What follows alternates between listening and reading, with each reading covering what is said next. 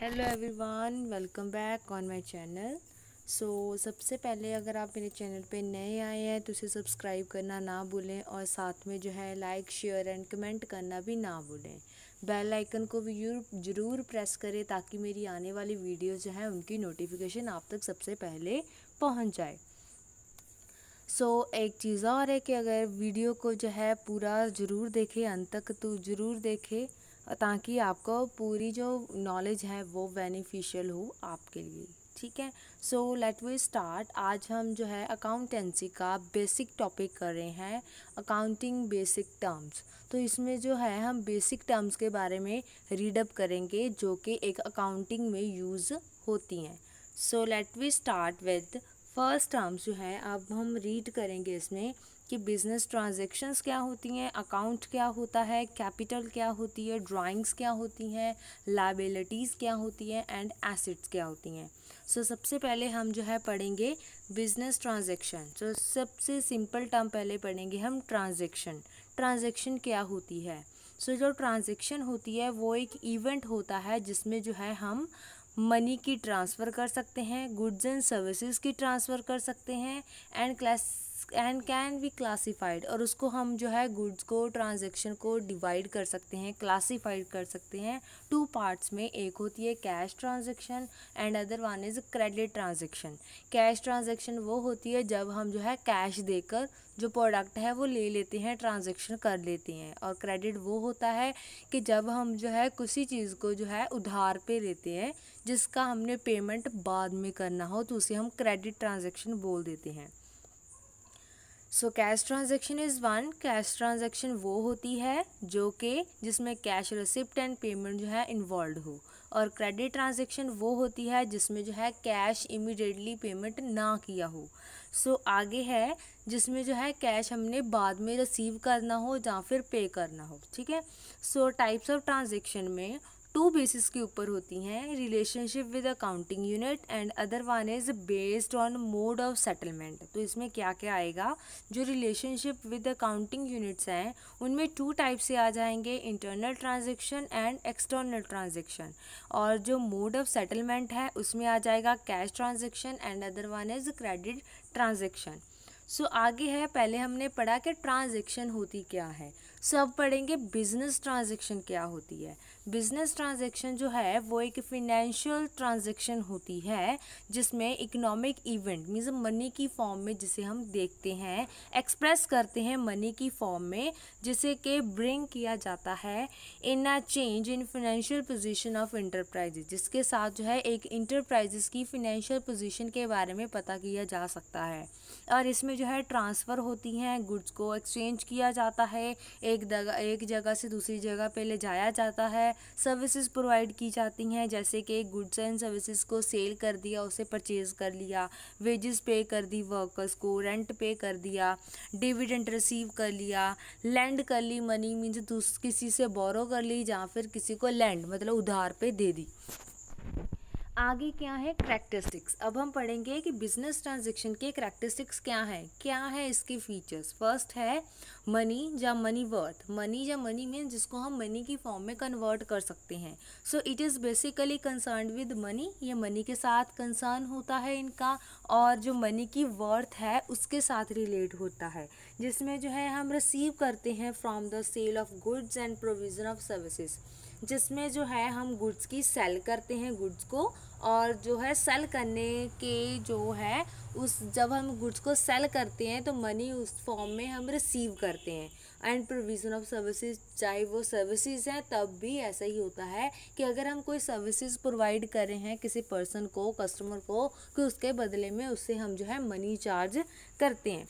Second character है exchange of goods and services. जैसे कि आपको पता ही है, जैसे आप शॉप पे अगर कोई चीज़ परचेज़ करने के लिए जाते हैं तब जो है अगर आप कोई प्रोडक्ट लाइक एक पेन लेने जा रहे हो तो पेन अगर आपको चाहिए तो आपका एक्सचेंज उसके साथ किसके साथ हो रहा है? मनी के साथ एक्सचेंज हो रहा है।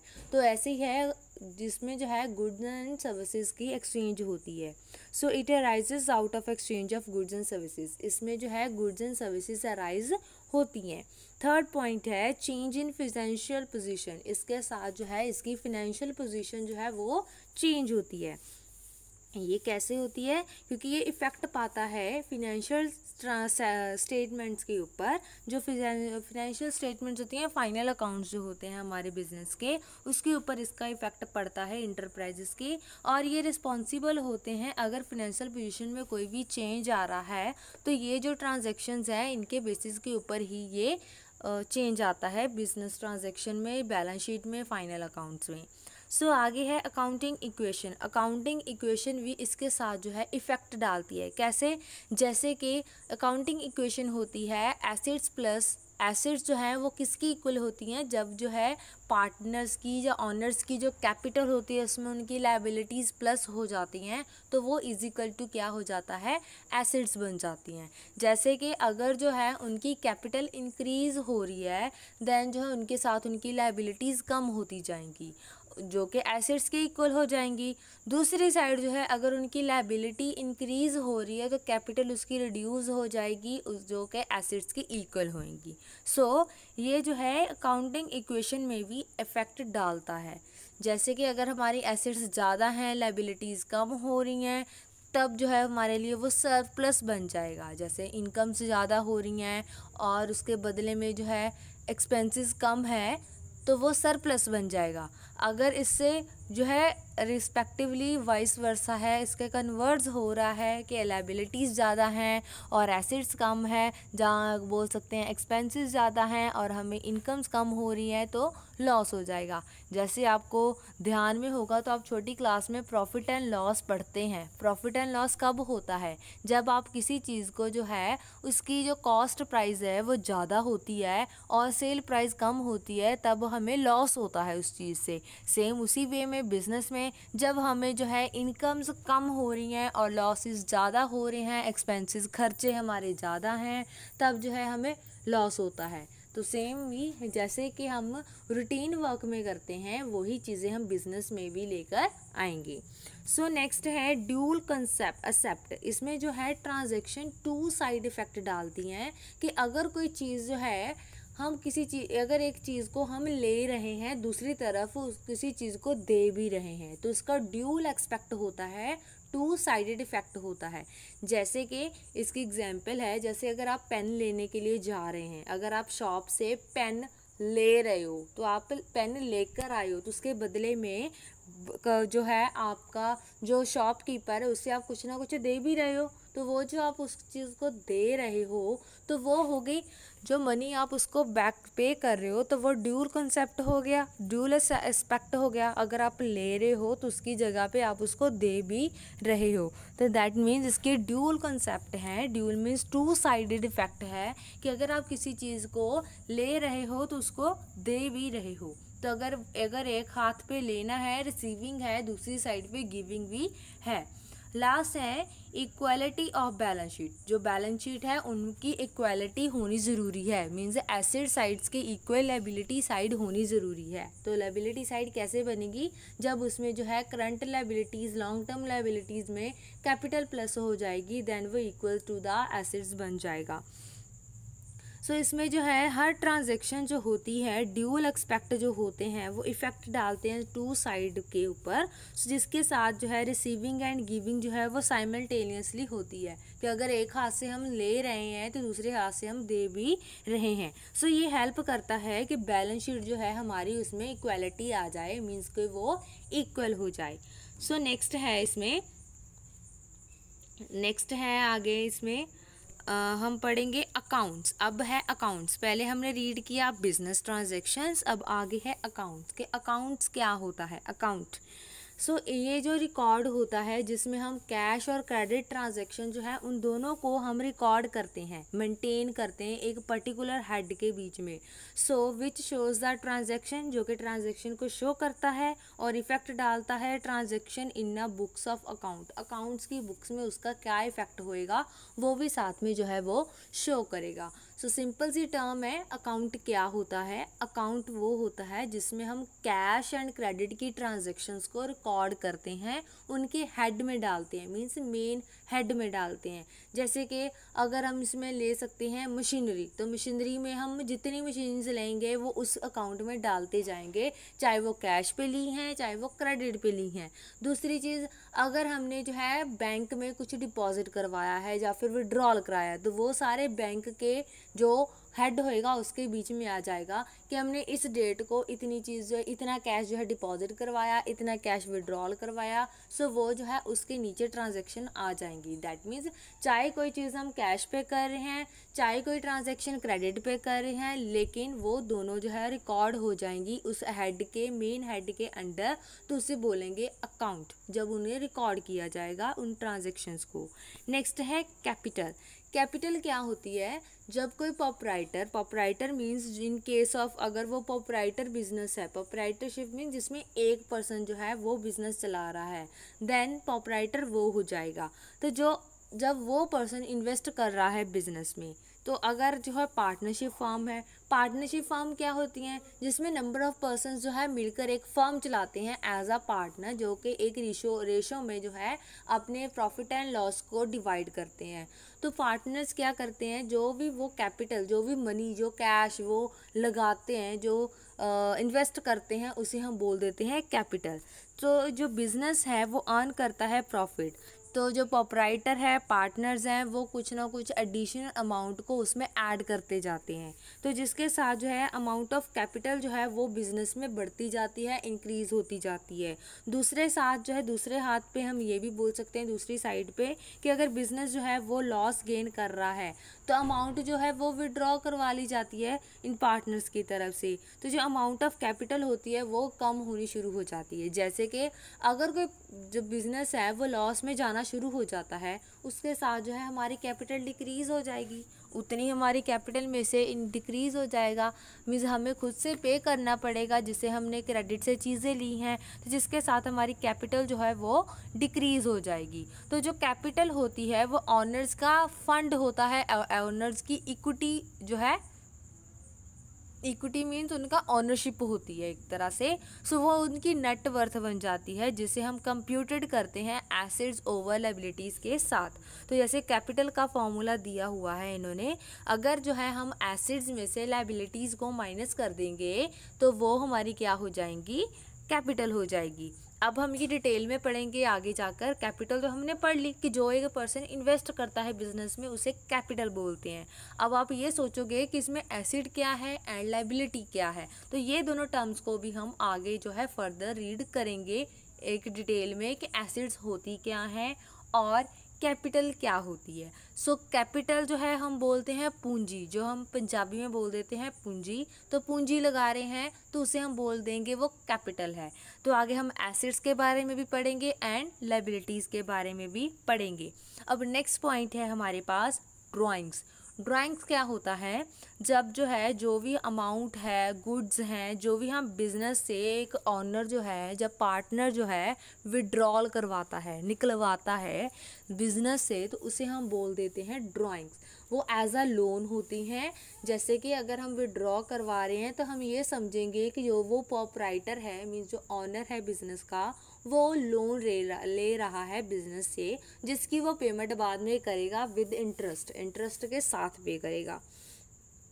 सर जो चीज़ें एक पर्सन जो है पर्सनल यूज़ के लिए विड्रॉ करवाता है उसे ही हम ड्राइंग्स बोलेंगे।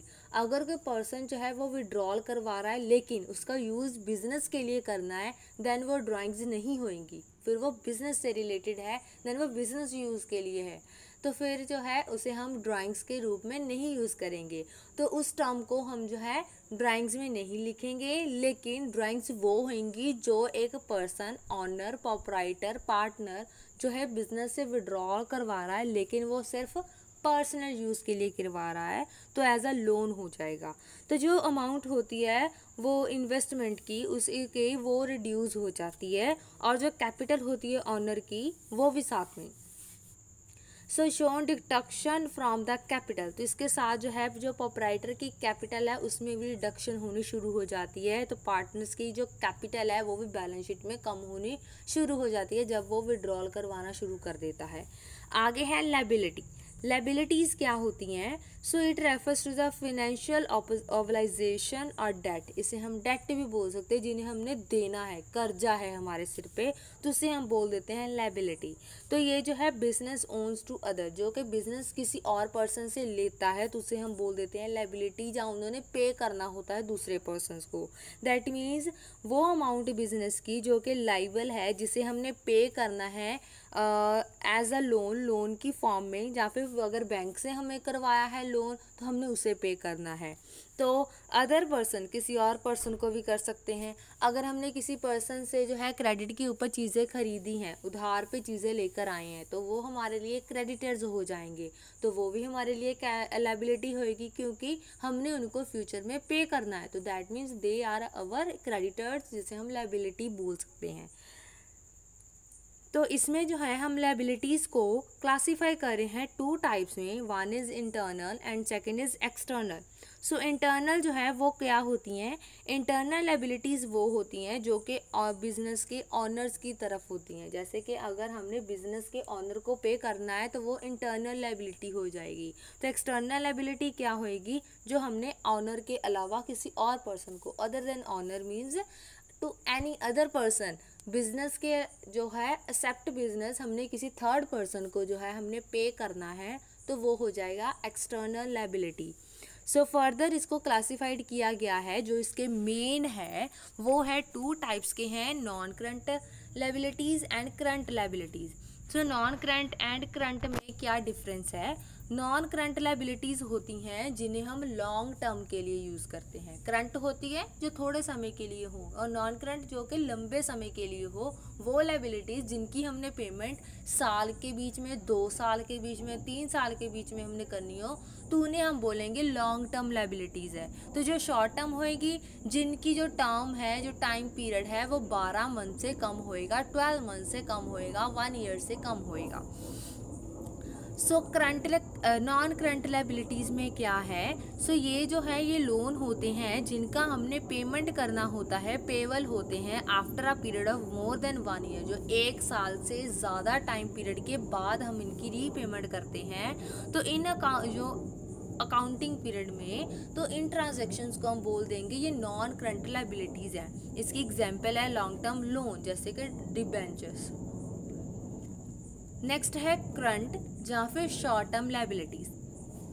ये जो टर्म्स होती हैं या फिर ये वाली जो ऑब्लाइजेशंस होती हैं, लोन्स होते हैं, ये हम जो है विद इन 12 मंथ्स के पीरियड में पे करते हैं। मीन्स 12 मंथ्स कंप्लीट होने से पहले हम जो है इन्हें पेमेंट इनकी कर देते हैं अकाउंटिंग ईयर में। सो इसकी एग्जांपल है जैसे बिल की पेमेंट है, या फिर कोई शॉर्ट टर्म लोन हमने छोटा सा लिया हुआ है, उस बेसिस के ऊपर हमने इसे पे करना होता है। Next are liabilities. अब हम पढ़ेंगे एसेट्स। पहले हमने लायबिलिटीज़ के बारे में पढ़ा, अब हम पढ़ेंगे कि एसेट्स क्या होती हैं।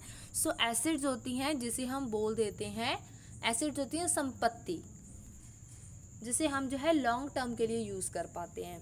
सो इसमें क्या है? दीज आर द प्रॉपर्टीज़, ये ऑनर की प्रॉपर्टी की फॉर्म में भी होती है। इसे हम बोल सकते हैं कि ये ऑनर की प्रॉपर्टी है, तो जिसे वो यूज़ करता है एक बिज़नेस को डेली रूटीन में ऑपरेशंस करने के लिए, या फिर बिज़नेस से कुछ रेवेन्यू को ऑपरेट करने के लिए, कमाने के लिए।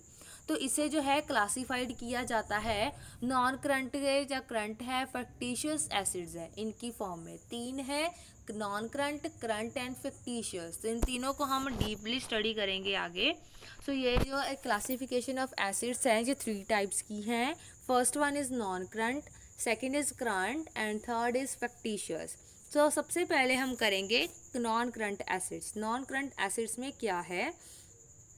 सो ये वो वाली एसिड्स होती हैं जिन्हें हम नॉर्मल बिजनेस ऑपरेशंस के लिए यूज़ करते हैं, और ये जो हेल्ड की जाती हैं बिजनेस में not for the purpose of reselling, इनकी रीसेलिंग के लिए नहीं करते हैं, बल्कि हम अर्निंग कैपेसिटी के साथ जो है इनके साथ हमारी जो अर्निंग कैपेसिटी है वो इंक्रीज़ होती है।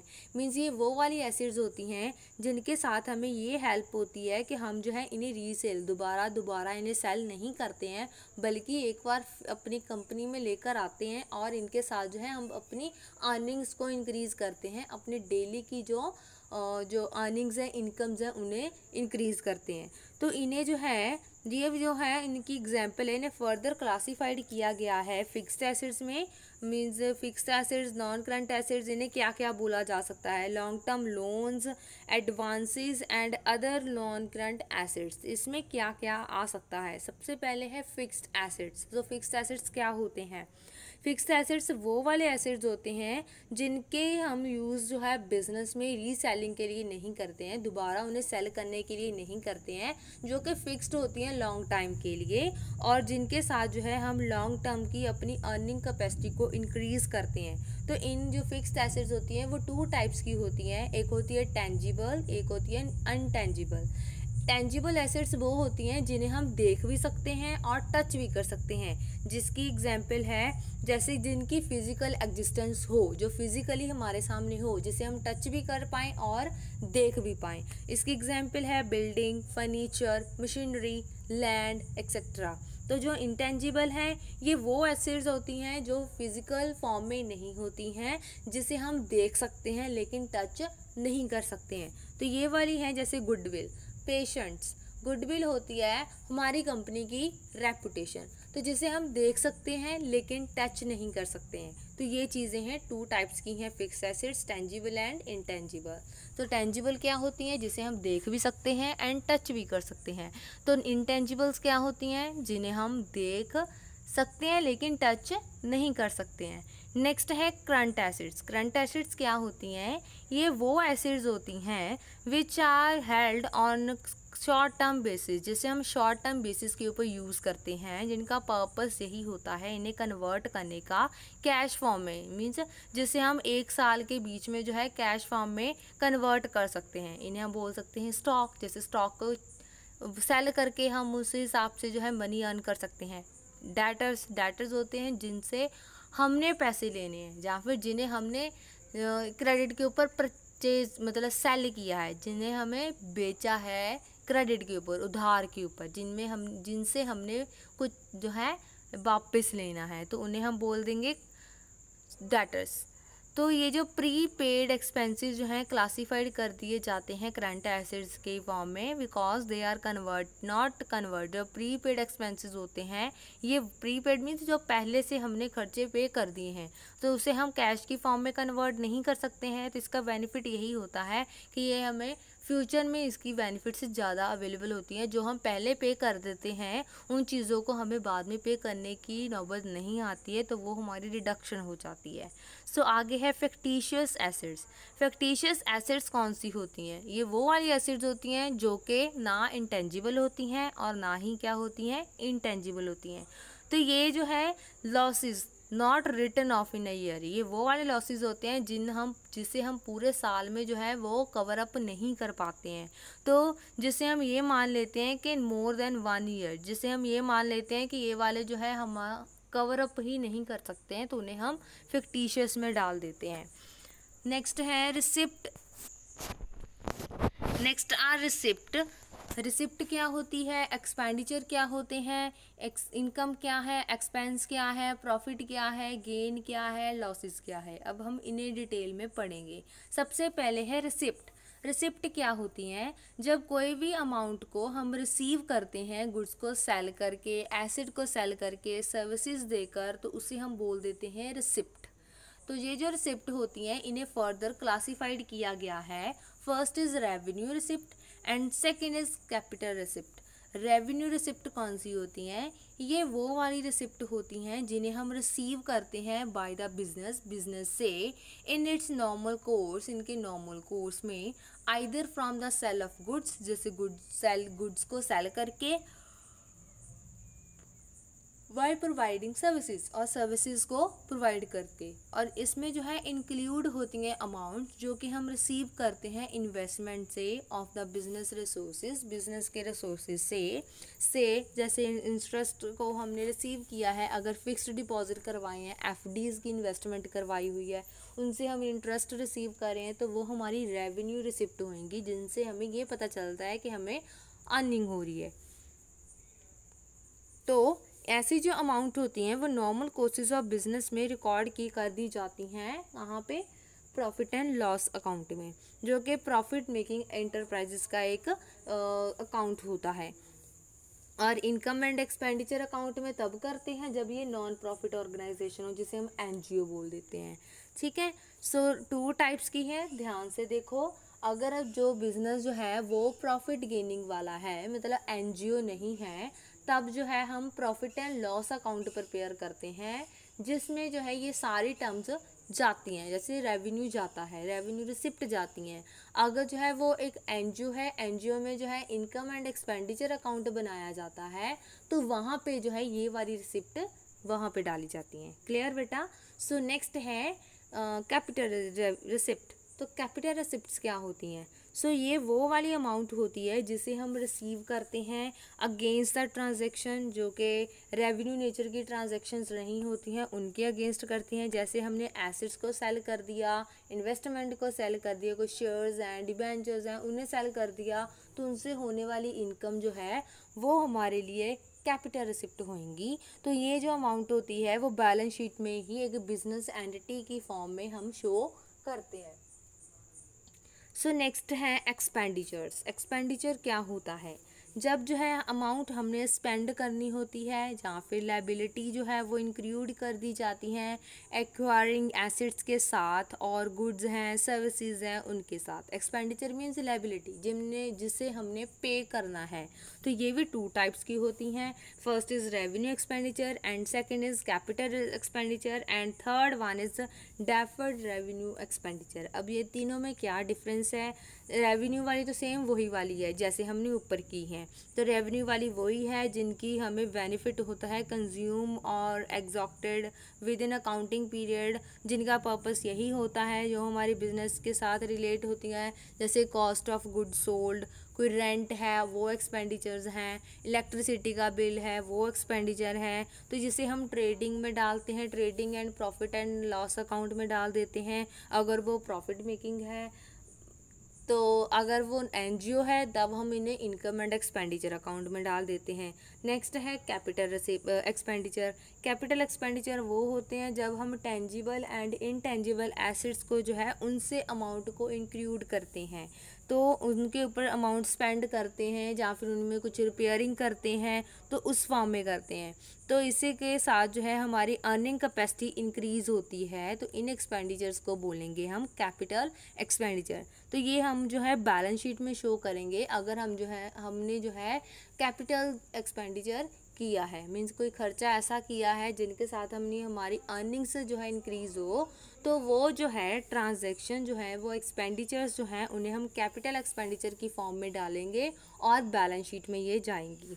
आगे है डेफर्ड रेवेन्यू एक्सपेंडिचर। तो ये कौन से होते हैं जो डेफर्ड रेवेन्यू एक्सपेंडिचर हैं? तो ये वाले रेवेन्यूज़ वो एक्सपेंडिचर्स होते हैं जिनका नेचर जो है इन्हें रिटर्न ऑफ कर देते हैं। चार्जेस जो हैं वो 1 साल से ज़्यादा के होते हैं, और such treatment is given to those items. ये जो ट्रीटमेंट है उन आइटम्स को दी जाती हैं जिनका जो है 1 साल से ज़्यादा फिनेंशियल ईयर में हमें बेनिफिट होता है।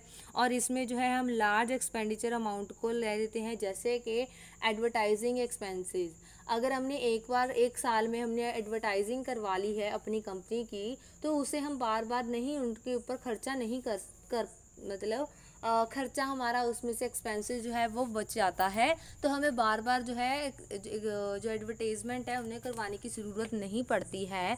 तो एडवर्टाइजमेंट वो होते हैं जब हम एक टाइम पे उसका खर्चा कर लेते हैं लेकिन उनका बेनिफिट हमें ज़्यादा टाइम के लिए मिलता है, तो उसे हम बोल देते हैं डेफर्ड रेवेन्यू एक्सपेंडिचर।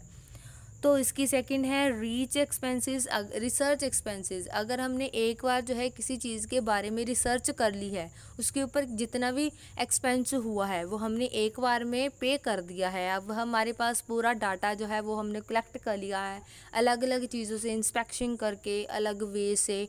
तो उस हिसाब से जो है अगर हमने एक बार जो है इसे ऐसे अडॉप्ट कर लिया है, एक्सपेंस जो है उसके ऊपर खर्च कर लिया है, तो उसका लॉन्ग टर्म बेनिफिट हमें मिलेगा। तो ये भी हम डेफर्ड रेवेन्यू एक्सपेंडिचर में इंक्लूड करेंगे। तो इसका जो है 1 अकाउंटिंग ईयर से ज़्यादा ईयर्स तक हमें जो है बेनिफिट होता है, तो उसे हम बोलते हैं डेफर्ड रेवेन्यू एक्सपेंडिचर। आगे है इनकम। इनकम क्या होती है? सो इनकम वो होती है जब हम प्रॉफिट को अर्न करते हैं एक पूरे साल के अकाउंटिंग ईयर में, तो जिसे हम कैलकुलेट करते हैं डिफरेंस के साथ। कैसे? कि जितना हमें रेवेन्यू हुआ है, जितनी इनकम हमने अर्न की है, उसमें से एक्सपेंसेस को माइनस कर देंगे तो हमें क्या होएगा? इनकम आ जाएगी। मीन्स रेवेन्यू में से हम एक्सपेंसेस को माइनस कर देंगे तो हमारे पास क्या आ जाएंगी? इनकम्स आ जाएंगी। दूसरे वर्ड्स में हम ये बोल सकते हैं, अगर जो है हम रेवेन्यूज जो है वो over expenses, means revenue expenses से ज़्यादा हैं, तो उसे हम इनकम का नाम दे देंगे, जिसे हम प्रॉफिट भी बोल सकते हैं। आगे है एक्सपेंसेस। एक्सपेंसेस क्या क्या होते हैं? सबसे पहले पढ़ेंगे एक्सपेंस होता क्या है, फिर आगे पढ़ेंगे कौन कौन से टाइप के होते हैं। सो फर्स्ट है एक्सपेंस। एक्सपेंस होता है, इसे हम क्लोज्ड कॉस्ट इंक्लूड बोल सकते हैं, जिनसे हम रेवेन्यू को जनरेट करते हैं और जो मॉनेटरी टर्म्स में इनपुट एंड आउटपुट रिसोर्सेज को कंज्यूम करते हैं। मीन्स वो रिसोर्सेज जिनके साथ जो है हम इनपुट देते हैं किसे? हमारे बिजनेस को। सो ये जो है वो जो होते हैं जो हम कॉस्ट और रिक्यूर्ड होते हैं, जिनके साथ हमें रेवेन्यूज़ जनरेट होता है और जो मॉनेटरी टर्म्स में मेज़र करते हैं। तो ये एक्चुअल में जो है ये बिज़नेस की वैल्यू को जो है वो इंक्रीज़ करते हैं। अकाउंटिंग ईयर में जो है जो भी हमारा बिज़नेस एक्सपायर्ड होने वाला होता है, तो उसकी वैल्यू को जो है वो चेंज कर देते हैं, मीन्स वैल्यूएबल बना देते हैं हमारे बिज़नेस को। जैसे कि जितने ज़्यादा हम एक्सपेंसेस जो हैं वो करते हैं, सिंपल सी चीज़ है कि अगर हमारे एक्सपेंसेस ज़्यादा हैं लेकिन वो वैल्यूएबल एक्सपेंसेस हैं, हम वेस्टेज नहीं कर रहे हैं, मीन्स खर्चा किसी बेफजूल जगह पे नहीं कर रहे हैं, तो उनके साथ हमें हमारे बिजनेस में बेनिफिट होएगा। तो अगर जो हम जो है एक्सपेंसेस ज़्यादा कर रहे हैं और इनकम हमारी कम है, तो उसके साथ हमारा बिजनेस जो है वो लॉस में जाना शुरू हो जाएगा और वो जो है ख़त्म होने की कगार पे आ जाएगा, जिसके साथ जो है हमें लॉसेस वेयर करने ज़्यादा हो जाएंगे। इसमें जो है हमारे एक्सपेंसेस में आ रहा है, जैसे हम इसमें इंक्लूड कर देते हैं कैश पेमेंट्स को, जैसे कि सैलरी है, वेजेस हैं, अमाउंट है जो कि रिटर्न ऑफ हो रही है डेप्रिसिएशन की फॉर्म में। जैसे अगर कोई फिक्स्ड एसेट्स हैं, मशीनरी है, उनके ऊपर हम डेप्रिसिएशन लगाते हैं। कुछ परसेंट जो है जितनी उसकी वैल्यू होती है उस हिसाब से हम जो है डेप्रिसिएशन लगाते हैं, जिससे हमें ये जो है करते हैं कि जितनी अमाउंट की हमने जो है उसे ली गई है, हम एक सोच लेते हैं कि ये जो हमारी मशीनरी है हमारे पास इतने साल तक जो है 5 ईयर्स तक जो है अच्छे से काम करेगी, तो उस वैल्यू के हिसाब से जो है हम कुछ परसेंट जो है उस वैल्यू का रिड्यूस करना शुरू कर देते हैं, कि जिस हिसाब से हमें ये पता चल जाता है कि इसकी सब्सक्राइब वैल्यू जो है इतनी साल बाय साल जो है वो कम होती जा रही है, तो डेप्रिसिएशन लगा देते हैं। इसे भी हम डीपली इसके बारे में भी पढ़ेंगे, डेप्रिसिएशन के बारे में आगे फर्दर, ठीक है। आगे हैं बैड डेट्स। बैड डेट्स वो होते हैं जिसे हम ये मान लेते हैं कि जिसकी हमें रिकवरी नहीं होएगी, मीन्स जो पैसे हमारे डूब गए हैं उसे हम बैड डेट्स बोल देते हैं, जिसे हम ये मानकर चलते हैं कि ये पैसे हमारे जो है वापस नहीं आएंगे, या फिर ये पैसे जो है अगर हमने किसी पर्सन को क्रेडिट के ऊपर, उधार के ऊपर ये चीज़ें दी हैं, हम ये मान लेते हैं कि वो पर्सन जो है हमें पैसे वापस नहीं करेगा, तो वो बैड डेट्स में चले जाते हैं। आगे है decline in the value of any investment और कॉस्ट ऑफ गुड सोल्ड। अगर जो है किसी भी इन्वेस्टमेंट की वैल्यू जो है वो डिक्लाइन, कम होनी शुरू हो जाती है, डिक्रीज़ होनी शुरू हो जाती है, वो भी हमारा एक्सपेंस में आ जाएगा। इसमें जो है जो भी ऐसे एक्सपेंसेस चार्ज किए जाते हैं, तो अगर वो प्रॉफिट मेकिंग कंसर्न है तो वो trading account and profit and loss account में ये सारी ट्रांजैक्शंस आएंगी, तो ये नेसेसरी हो जाता है। तो इसे अंडरस्टैंड करना, तो अलग अलग जो है एक्सपेंसेस है उन्हें हम नीचे पढ़ेंगे। 2 टाइप्स के हैं। पहले वो है प्रीपेड एंड आउटस्टैंडिंग। प्रीपेड जो है ये नाम से शुरू पता चल रहा है, प्री मीन्स पहले, लेकिन कब, पेड, मतलब जितने टाइम पे हमने उसे पे करना था उससे हमने पहले पे कर दिया, जिसे हम एडवांस भी बोल सकते हैं। तो ये है प्री पेड एक्सपेंस, जो एक्सपेंस हमने पहले ही पे कर दिए हैं उन्हें हम बोल देते हैं, जिसे हम बोल देते हैं एडवांस में दे देते हैं, तो वो होते हैं प्री पेड एक्सपेंस। आगे हैं तो ये अगर जो है प्री पेड एक्सपेंसेस होते हैं तो वो हम जो है एसिड की फॉर्म में लेकर चलते हैं हमारे बैलेंस शीट में, तो हम उसे एसिड साइड पे करते हैं क्योंकि वो हमारे लिए बेनिफिट हो जाता है, हमने फ्यूचर में उसको रिकवर मीन्स उसे पे नहीं करना है, तो वो हमारी एसिड साइड पे आ जाते हैं जो हमने ऑलरेडी ट्रांजैक्शन कर दी होती है। नेक्स्ट है आउटस्टैंडिंग एक्सपेंसेस, तो ये वो एक्सपेंसेस होते हैं जिनका जो है हमें रिकवरी अभी हुई नहीं है। आउटस्टैंडिंग मीन्स जो अभी तक हमारे पास नहीं आए हैं पैसे, ठीक है, जिन्हें हमने रिसीव नहीं किया है, तो ये वो वाले एक्सपेंसेस होते हैं। सो ये वाले एक्सपेंसेस आउटस्टैंडिंग वो बोल सकते हैं जिनकी हमने पेमेंट करनी है। अगर आउटस्टैंडिंग इनकम है तो जो हमने अभी रिसीव नहीं किए हैं, तो आउटस्टैंडिंग एक्सपेंसेस उससे ऑपोजिट होंगे, तो जिनको हमने जो है अभी पे करना है। तो ये भी जो है ये भी बैलेंस शीट की ये लायबिलिटी साइड पे आएंगे, बिकॉज ये जो एक्सपेंसेस होते हैं इन्हें हमने पे करना है, तो ये लायबिलिटी शो करेंगे हमारी। आगे है प्रॉफिट। प्रॉफिट क्या होता है? सबसे पहले प्रॉफिट वो होता है, आप सिंपल टर्म में बोल देखो कि अगर आपने किसी चीज़ को जो है कम प्राइस, मतलब जितने प्राइस से आपने उसको परचेज़ किया है उस हिसाब से जो है जो उनकी सेलिंग प्राइस है वो ज़्यादा है, मीन्स जो उसकी परचेज़ है उससे सेलिंग ज़्यादा है, तो वो हमें क्या है, अगर हमने सेल किया है किसी चीज़ को बेनिफिट के साथ किया है तो वो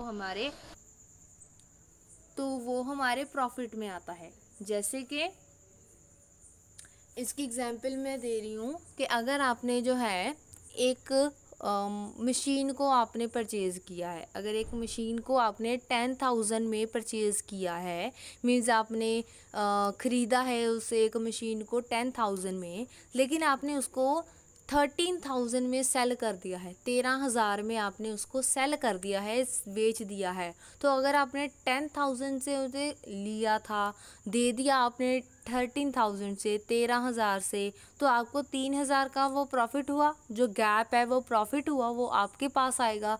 तो इसी तरह जो बिज़नेस है उसमें जब हमारी इनकम जो है वो ज़्यादा होती हैं और एक्सपेंसेस जो हमारे खर्चे हैं वो कम होते हैं, तब जो है हम उस टर्म को जो उसमें गैप होता है, मीन्स जो उसमें मार्जिन होता है, उसे हम प्रॉफिट बोल देते हैं। ठीक है, सो ये जो एक्टिविटीज़ होती हैं इन्हें हम गुड्स की सेलिंग के ऊपर भी देख सकते हैं, सर्विसेज की सेलिंग अगर कर रहे हैं, सर्विसेज प्रोवाइड कर रहे हैं तो उसके ऊपर भी हम देख सकते हैं। तो जो प्रॉफिट होता है उसे 2 पार्ट्स में डिवाइड किया जाता है, एक होता है ग्रॉस प्रॉफिट, एक होता है नेट प्रॉफिट। तो ग्रॉस प्रॉफिट क्या होता है?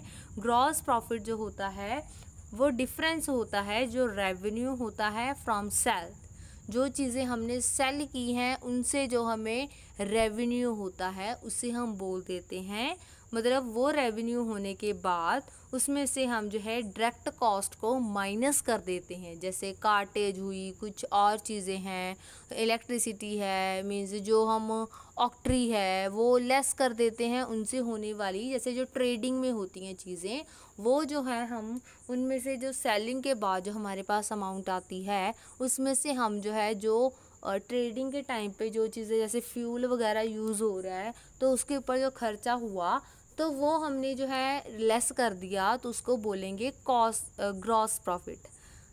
तो जब जो है सिंपल सी टर्म है तो हम ग्रॉस प्रॉफिट जो कैलकुलेट करेंगे वो होएगा जो रेवेन्यू हमें सेल्स से मीन्स जो चीज़ें हमने सेल की हैं उनसे जो रेवेन्यू हुआ है उसमें से डायरेक्ट कॉस्ट को माइनस कर देंगे तो हमारे पास आ जाएगा ग्रॉस प्रॉफिट। नेक्स्ट है नेट प्रॉफिट। नेट प्रॉफिट कब होता है? जब जो है टोटल एक्सपेंसेस को हम डिडक्ट कर देते हैं ग्रॉस प्रॉफिट में से।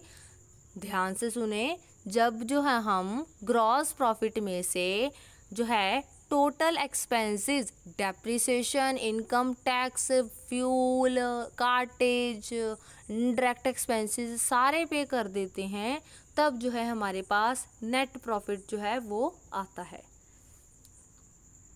नेक्स्ट है गेन। गेन भी सेम ही होता है प्रॉफिट की तरह।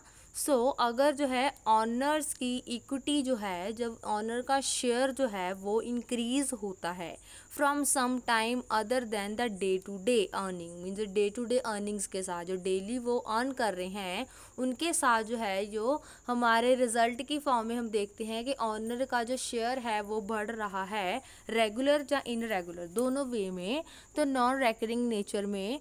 तो इसका मीनिंग यही हुआ कि जो प्रॉफिट है फ्रॉम नॉन ऑपरेटिंग ट्रांजैक्शन, जो कि which is incidentally to it such a gain, उसे हम गेन बोल देते हैं। गेन मीन्स हमारे लिए बेनिफिट हो रहा है, हम कुछ ना कुछ हमें उसमें से लाभ हो रहा है। आगे है लॉस। लॉस क्या होता है? जब एक्सपेंसेस जो हैं वो ज़्यादा हो जाते हैं, एक्सपेंसेस ज़्यादा हो जाते हैं, इनकम कम हो जाती है, तब हमारे पास होती हैं लॉस।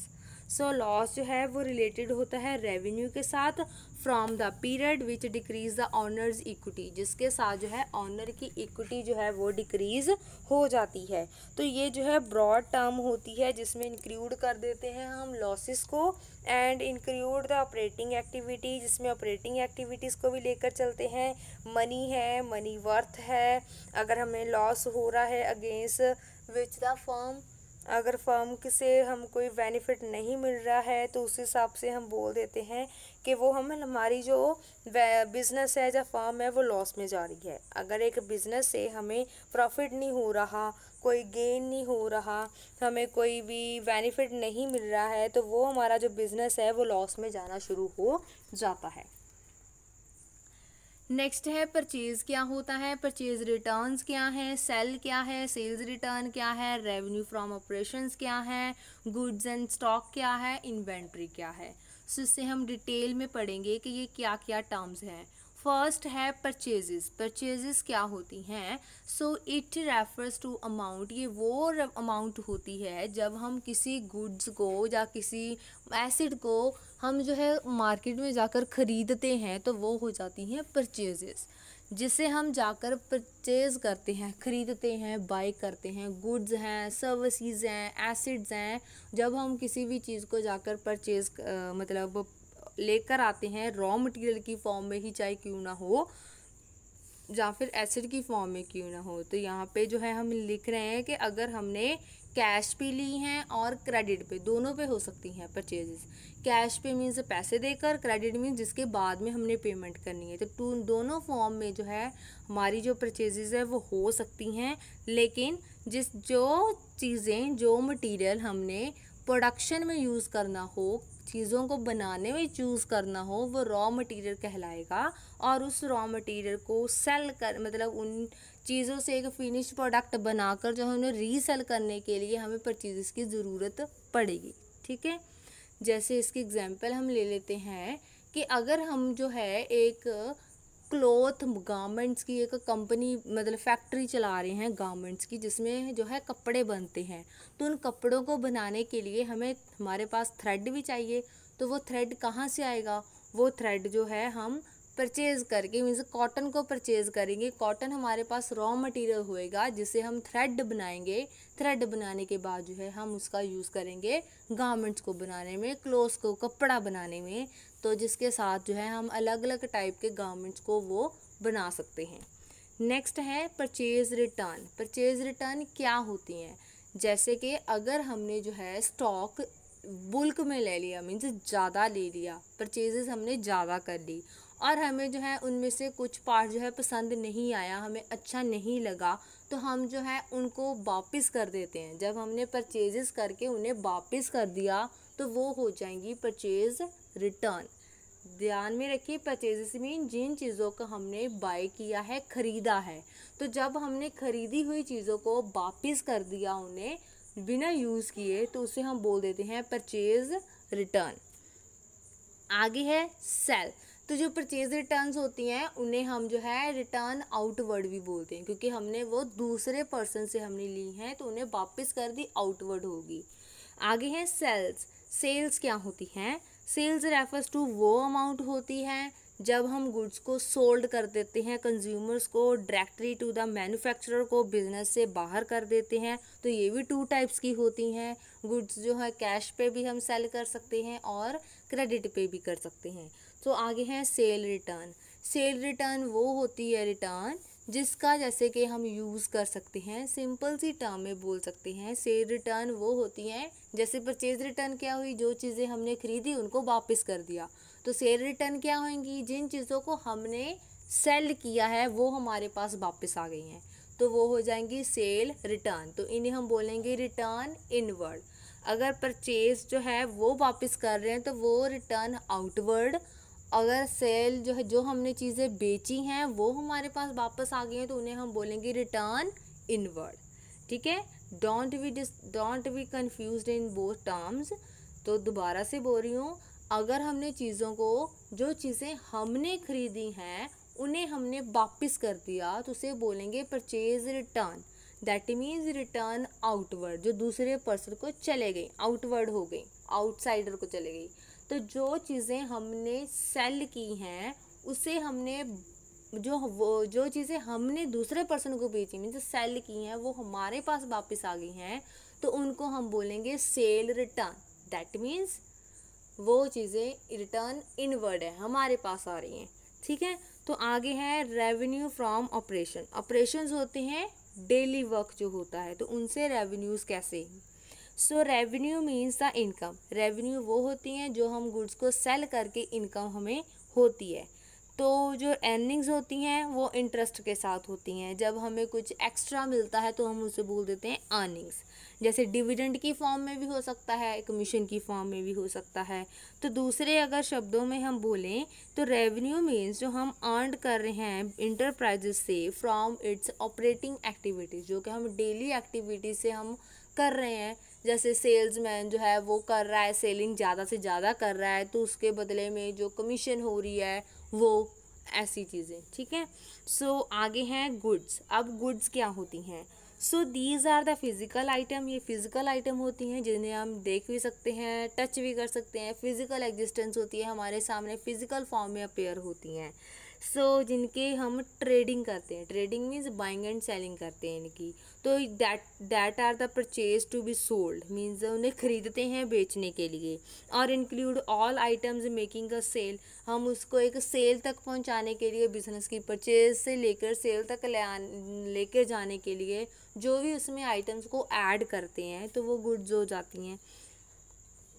दूसरे वर्ड्स में बोलें, वो स्टॉक जो इन ट्रेड हो इंटरप्राइजेस के, वो स्टॉक जिनकी हम ट्रेडिंग करते हैं, बाइंग एंड सेलिंग करते हैं, तो उन्हें हम गुड्स बोल देते हैं।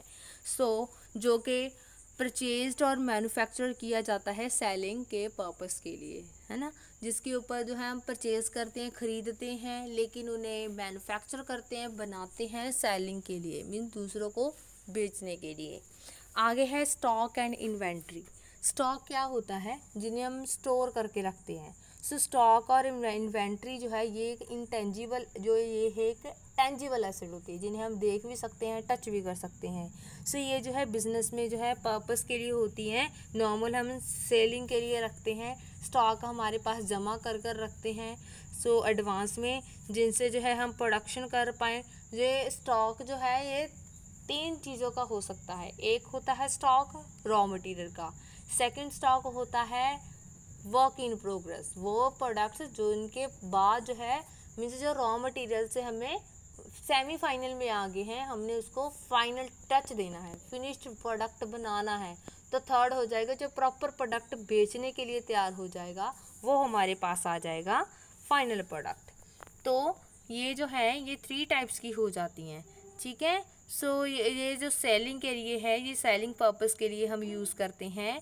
तो इनकी जो प्रोडक्शन होती है गुड्स की, मीन फॉर सेल के लिए यूज़ की जाती हैं। इसमें गुड्स जो है वो अनसोल्ड पर्टिकुलर डेट, एक अनसोल्ड होती हैं पर्टिकुलर डेट के ऊपर, जिससे हम अनसोल्ड कर मीन्स एक टाइम पे उसे हम सेल नहीं करते हैं एक पर्टिकुलर डेट पे।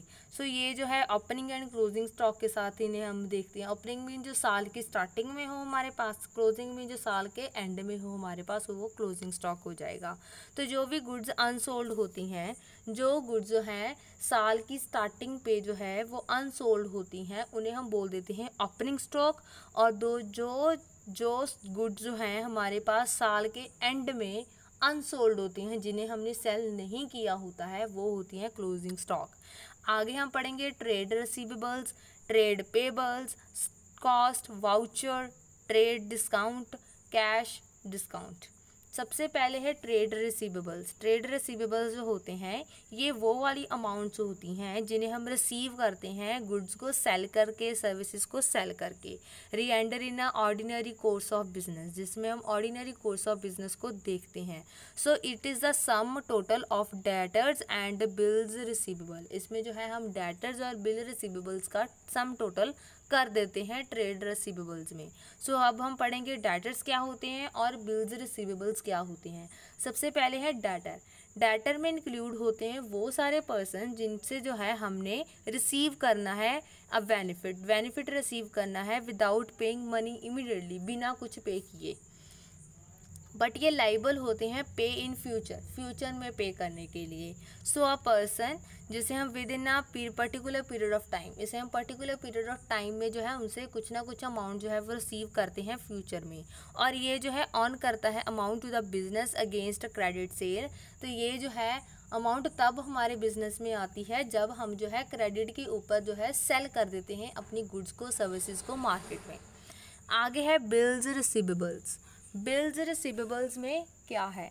बिल्स रिसीवेबल्स वो अमाउंट होती है जैसे कि बिल्स ऑफ एक्सचेंज है। बिल्स ऑफ एक्सचेंज मीन्स जिनके हम एक्सेप्ट कर देते हैं कि डेटर्स ने जो है टाइम पीरियड, एक स्पेसिफाइड डेट जो है वो हमें दे दी होती है कि उसने जो है इस टाइम पीरियड में जो है वापस करने हैं पैसे, उनको देने हैं, रिकवर करने हैं उनके पैसे, तो उन्हें हम बोल देते हैं बिल्स रिसीवेबल्स। ध्यान से सुनिए, जब एक पर्सन ने जो है क्रेडिट के ऊपर जो है कोई चीज़ें खरीदी हैं, तो कब जो इस बिज़नेस ने उसे सेल किया है तो वो उनसे फ्यूचर में पैसे रिसीव करेगी, तो उन्हें बिल जो है, एक बिल जो है वो उन्हें देगी, तो उन बिल्स को बोलेंगे बिल्स रिसीवेबल्स। वो बिल्स जिनके ऊपर हमने फ्यूचर में रिसीव करना है तो वो बिल्स होंगे बिल्स रिसीवेबल्स। ये हमारी करंट एसेट्स में आएंगी, ठीक है। सो आगे है ट्रेड पेबल्स। अब ट्रेड पेबल्स वो ट्रेडिंग जिनमें हमने पे करना है दूसरे लोगों को। तो ये वो अमाउंट होती है जब हमने जो है गुड्स को परचेज किया है क्रेडिट के ऊपर, तो तब ये अमाउंट रेज होती है। सबसे पहले है क्रेडिटर्स। तो क्रेडिटर्स क्या होते हैं? तो जो क्रेडिटर होता है वो पर्सन होता है जो कि गिव अ बेनिफिट, जो बेनिफिट देता है विदाउट रिसीविंग मनी, बिना मनी को रिसीव किए immediately, but claim it in future, लेकिन फ्यूचर में वो क्लेम कर सकता है जो क्रेडिटर होता है। तो it is to whom we वो होता है our business owns a amount against credit purchase, जिसके ऊपर जो है हमारा जो बिजनेस है वो अमाउंट रेज करता है, किसे देता है, क्रेडिट से परचेज के बदले में। जैसे हमने जो है उधार के ऊपर किसी से चीज़ें खरीद ली हैं तो हमने उसको फ्यूचर में पे करना है, तो वो क्रेडिट परचेजेस की फॉर्म में होती हैं। तो वो जो परचेजेस क्रेडिट परचेजेस होती हैं उन्हें हम बोल देते हैं क्रेडिटर्स। आगे है बिल्स पेबल। बिल्स पेबल में आएगा जैसे कि अगर जो है बिल्स ऑफ एक्सचेंज बनाया गया है जिसमें एक पर्सन ने एक स्पेसिफाइड डेट को मेंशन कर दिया है जिसे उसने फ्यूचर में पे करना है, तो उसे बोलेंगे बिल्स ऑफ पेबल या फिर बिल्स पेबल, ठीक है। आगे है कॉस्ट। कॉस्ट क्या होती है? ये वो अमाउंट होती है जिनका एट्रीब्यूट किया जाता है एक स्पेसिफाइड आइटम के ऊपर और एक्टिविटी के ऊपर, तो उसे हम बोल देते हैं कॉस्ट, जितनी वो वेयर करता है एक बिजनेस। जैसे कि अगर एक बिजनेस जो है एक पेन बना रहा है, पेन की फैक्ट्री है, तो अगर वो एक पेन को बनाने में जितना उसे खर्चा आ रहा है वो होएगी उसकी कॉस्ट। आगे है वाउचर। वाउचर क्या होते हैं? वाउचर एक रिटर्न डॉक्यूमेंट होता है, एक लिखती रूप में डॉक्यूमेंट होता है जिसकी सपोर्ट से एक पर्टिकुलर ट्रांजैक्शन को हम देख सकते हैं। ठीक है, सो इसमें जो है कैश मेमो होता है जो कि seller by the seller given by seller, एक सेलर को दिया जाता है, किसे? कैश परचेजर को, उसे हम बोल देते हैं कैश मेमो या फिर वाउचर बोल देते हैं। ओके, तो इनवॉइस वो होता है जो कि क्रेडिट परचेज के लिए किया जाता है, जिसे हमने रिसिप्ट को, कैश पेमेंट को बाद में फ्यूचर में रिसीव करना है। 2 पॉइंट्स हैं। वाउचर 2 टाइप्स के होते हैं। एक होता है वाउचर, वाउचर वो होता है जिसे हम cash memo means voucher 2 type का होता है, एक होता है cash memo and second is invoice. अब दोनों में क्या डिफरेंस है? कैश मेमो वो होता है, वो हम तब इशू करते हैं जब जो है हमने सेल कर दी है कोई चीज़ कैश के ऊपर, मीन्स जब हमने परचेज कर ली है कैश के ऊपर तो वो हमें कैश मेमो इशू कर देगा सेलर। तो अगर हमने किसी चीज़ को क्रेडिट के ऊपर लिया है तो वो हमें क्या इशू करेगा? इनवॉइस इशू करेगा। वाउचर जो है वो इनवॉइस की फॉर्म में इशू करेगा जिसमें हमने जो है फ्यूचर में पे करना है। Clear? Second is discount. Discount क्या होता है? डिस्काउंट होता है जब हम जो है किसी गुड एंड सर्विसेज के जो प्राइस है वो प्राइस जो है वो डिडक्ट हो जाता है, रिड्यूस हो जाता है, कम हो जाता है, तो उसे हम बोल देते हैं डिस्काउंट। तो वे जो है रिस्ट्रक्ट कर देता है जैसे पेबल की अमाउंट है उसको। ठीक है, तो ये जो है 2 टाइप्स का होता है, एक होता है trade discount and second is cash discount. अब ट्रेड डिस्काउंट क्या होता है? ट्रेड डिस्काउंट वो प्राइस होता है जो कि गुड्स अलाउ करती हैं बाय द सेलर, एक सेलर की तरफ से टू द बायर, बायर को फॉर बाइंग गुड्स, गुड्स को बाइंग करने के लिए, सर्टेन क्वांटिटी और वैल्यू मीन्स सर्टेन क्वांटिटी के लिए, वैल्यू के लिए। When such a discount is allowed, जब ऐसा डिस्काउंट अलाउ किया जाता है तो परचेजर एंड सेल, जो परचेजेस हैं, सेल हैं, वो रिकॉर्ड किया जाता है in the books at there net value, उसकी नेट वैल्यू के साथ। जैसे कि परचेजेस को हम नेट वैल्यू के, परचेजेस नेट वैल्यू हो जाएंगी लेकिन किसके साथ आएंगी? जैसे कि ट्रेड डिस्काउंट और सेल डिस्काउंट को डिडक्ट करने के बाद। सो आगे है कैश डिस्काउंट। अब कैश डिस्काउंट क्या होएगा? कैश डिस्काउंट वो होएगा जब हम जो है किसी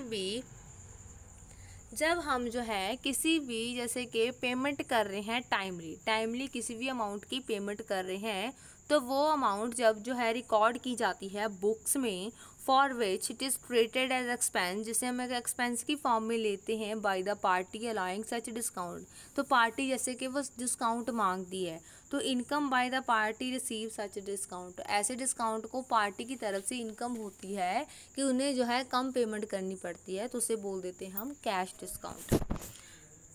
आगे है अदर टर्म्स, ये बहुत इंपॉर्टेंट टर्म्स है। फर्स्ट टर्म है बैड डेट्स। बैड डेट्स हमने पहले ऊपर पढ़े थे क्या होते हैं, तो अब उसकी परफेक्ट डेफिनेशन है। तो बैड डेट्स वो अमाउंट होती है जो रिसीवेबल की जाती है एक बिजनेस की तरफ से, विच कम्स इररिकवरेबल, जिन्हें हम ये बोल देते हैं कि ये जो है हमें रिकवर नहीं होंगे। ट्रीटेड एज लॉस, जिसे हम लॉस की फॉर्म में ट्रीट करते हैं, बिजनेस एक लॉस की फॉर्म में ट्रीट करता है और इसे प्रॉफिट एंड लॉस अकाउंट में डेबिट साइड पे डाला जाता है, क्योंकि ये हमारे बिजनेस के लिए खर्चा हो जाता है, जो हमने पैसे रिकवर ही नहीं किए हैं तो वो हमारे लिए लॉस हो जाएगा। अब सेकेंड टर्म है बैलेंस शीट। तो बैलेंस शीट क्या होती है? सो ये वो वाली स्टेटमेंट होती है जिसमें हम बिज़नेस की फिनेंशियल पोजीशन देख सकते हैं कि हमारी जो बिज़नेस की पोजीशन है वो कहाँ पे लाइक करती है। तो इससे जो है पर्टिकुलर डेट के ऊपर हम देख सकते हैं। तो विच शोज़ द एसेट्स, जो कि हमें एसेट्स शो करती हैं, लायबिलिटीज़ शो करती हैं, कैपिटल रिजर्व्स शो करती हैं और अदर अकाउंट बैलेंसेस को भी हमें शो करती हैं बुक वैल्यू के साथ। आगे है बुक वैल्यू के। बुक वैल्यू क्या होती है? तो ये वो वैल्यू होती है एट विच, जिसके साथ जो टर्म्स हैं, जो आइटम्स हैं, जैसे एसेट्स हैं एंड लायबिलिटीज़ हैं, वो अपेयर होती हैं बुक्स ऑफ अकाउंट में, एक फिनेंशियल स्टेटमेंट्स में। मींस वो वैल्यू जो कि बुक्स ऑफ अकाउंट की बुक्स में, मीन्स अकाउंट की बुक्स में जो वैल्यू हमें जो दिखाई जाती है उसे हम बोल देते हैं बुक वैल्यू। आगे है बुक्स ऑफ अकाउंट। तो ये वो वाली बुक्स होती हैं जिनमें हम जो है फिनेंशियल ट्रांजैक्शंस को रिकॉर्ड करते हैं। तो ये एंटिटीज़ हैं जिनमें हम रिकॉर्ड करते हैं, जिन्हें हम मेंटेन करते हैं। तो इसमें इंक्लूड होती हैं जर्नल है, लेजर है, कैश बुक है एंड बैंक बुक है। 4 टाइप्स की बुक्स होती हैं, ध्यान से, ledger, journal, ledger, cash and bank. Journal वो होता है जिसमें हम डेली जो है उसके ट्रांजैक्शंस डालते हैं। लेजर वो होता है जिसमें अलग अलग पर्सन का अलग अलग अकाउंट होता है। तो कैश बुक वो है जिसमें हम कैश की ट्रांजैक्शंस देखते हैं कि बिज़नेस में कितना कैश आया है और कितना कैश गया है। सो बैंक बुक वो होती है जो कि बैंक में देखते हैं कि बैंक में कितना कैश आया है और कितना बैंक से कैश गया है, या कितना हमने विड्रॉल करवाया है बैंक से। आगे है cost of goods sold. Cost of goods sold वो कॉस्ट होती है जो कि production of goods sold means जो हमने गुड्स जो सोल्ड की हैं उनकी प्रोडक्शन में यो वैल्यू हमारा कॉस्ट जो है वो एट्रीब्यूट हुई हैं, सर्विसेज से रिलेटेड होती हैं, तो ये होती हैं कॉस्ट ऑफ गुड्स सोल्ड। आगे है debit. Debit and credit are the most important terms in books of accounts, जो we aware for that. So डेट एंड क्रेडिट ये दोनों आपको क्लियर होने चाहिए कि डेबिट क्या होता है एंड क्रेडिट क्या होता है। तो जो डेबिट होता है वो अकाउंट की लेफ्ट साइड होती है, और इसमें जो है डेबिट में जो है वो इटालियन वर्ड है जिसे हम बोलते हैं डेबिट्यू। ध्यान से देखो, डेबिट जो है वो अकाउंट की लेफ्ट साइड पे होता है, जो कि एक इटालियन वर्ड से बना है जिसका वर्ड क्या है, डेबिट्यू। तो इन केस अगर जो है where an account is to be debited, अगर एक अकाउंट डेबिटेड किया जा रहा है, the entry is posted to the debit side of account, तो हम ये मानेंगे कि वो जो एंट्री है वो अकाउंट के डेबिट साइड पे है। So it is said to be account is debited. तो जब जो है हमारे पास अकाउंट डेबिट साइड पे आएंगी तो उसे हम बोलेंगे अकाउंट इज डेबिटेड।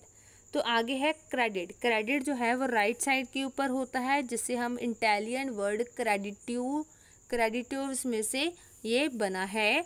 तो इन केस अगर जो अकाउंट जो है वो टू बी क्रेडिटेड, अगर वो क्रेडिटेड किया गया है, देन द एंट्री जो पोस्ट की जाएगी क्रेडिट साइड ऑफ अकाउंट वो बोली जाएगी it's said that the account is credited. अगर किसी भी अमाउंट को हम क्रेडिट साइड पे डाल रहे हैं तो हम ये बोलेंगे, या फिर एंट्री को पोस्ट कर रहे हैं क्रेडिट साइड पे, तो बोलेंगे the account is to be credited.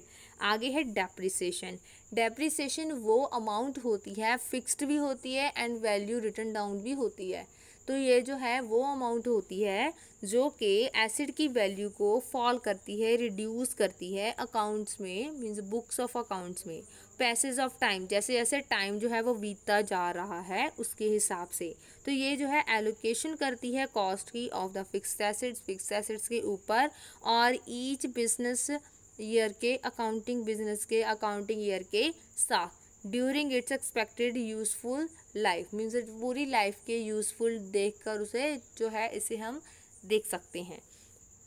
आगे जो है एनिटी क्या होती है, तो ये एक इकोनॉमिक यूनिट है जिसमें जो है हम कैरी आउट करते हैं इकोनॉमिक एक्टिविटीज़ को, जिसे हम इस्टेब्लिश करते हैं according with the law in force means law के हिसाब से। और इसमें जो है proprietorship, partnership, firms, corporation and companies, ये सारी इसमें एनिटीज़ आ जाती हैं, जिसे हम बोल देते हैं बिजनेस एनिटी। ठीक है। आगे है एंट्री में क्या है, इट इज़ अ ट्रांजेक्शन, ये वो ट्रांजेक्शन है, और एन इवेंट, ये एक इवेंट है, which is recorded in the books of account, जिसे जो है हम बुक्स ऑफ अकाउंट में डाल देते हैं। कोई भी ट्रांजेक्शन है, इवेंट है, जिसे हम रिकॉर्ड कर देते हैं बुक्स ऑफ अकाउंट्स में। आगे है इंसॉल्वेंट जो है, अगर एक पर्सन की स्टेट जो है, या फिर एक पर्सन जो है कोई एंटिटी है, इज़ अनेबल टू पे इट्स डेट, वो अपने कर्जे को, डेट को पे करने में जो है लाइबल नहीं है, अनेबल है, तो वो बोल देते हैं इंसॉल्वेंट, वो इंसॉल्वेंट हो गया है, जो पे नहीं कर सकता है। आगे है प्रोपराइटर जो होता है वो बिजनेस का ऑनर होता है, और वो कंट्रीब्यूट करता है बिजनेस में कैपिटल को, और टू अर्न द प्रॉफिट, जो प्रॉफिट को अर्न करता है तो उसे हम बोल देते हैं प्रोपराइटर। आगे है रिबेट क्या होता है, ये जो है goods of price of the goods ये रिडक्शन होती है, मीन्स जो गुड्स की प्राइस हैं उसे रिड्यूस करने को बोल देते हैं rebate. After the goods have been sold करने के बाद, और इसे ऑफर कर दिया जाता है अदर रीजंस के साथ that which may have been allowing trade discount, जैसे ट्रेड डिस्काउंट की फॉर्म में बोल देते हैं। जैसे बोल दें कि बैड क्वालिटी का कोई प्रोडक्ट है वो डिलीवर हो गया तो उसमें डिस्काउंट दे दिया है, ट्रेड डिस्काउंट बोल देंगे। तो इसे ऑफर कर दिया जाता है, अलाउ कर दिया जाता है सेल्स के ऊपर कंप्लीटेड इन पास्ट, जो कि पास्ट में पिछले अकाउंट्स को कंप्लीट करने के लिए। आगे है सॉल्वेंट। सॉल्वेंट क्या होता है? इट इज़ अ स्टेट, ये वो स्टेट होती है जहाँ फिर ये बोलते हैं ये वो पोजीशन होती है वेयर अगर एक पर्सन जो है, जब बिजनेस जो है वो उसकी पोजीशन होती है कि वो अपने डेट्स को पे कर देगा, तो उसे हम बोल देंगे solvent. So at the end, thank you for watching this video, and please subscribe my channel. And also if you have any query about this topic, then you tell me in my comment box, and also share your views about this video. And at last I would like to say that please like, share and comment this my channel more and more. And I am surely said that I also clear your all the queries. Okay, thank you, and thank you for watching my video.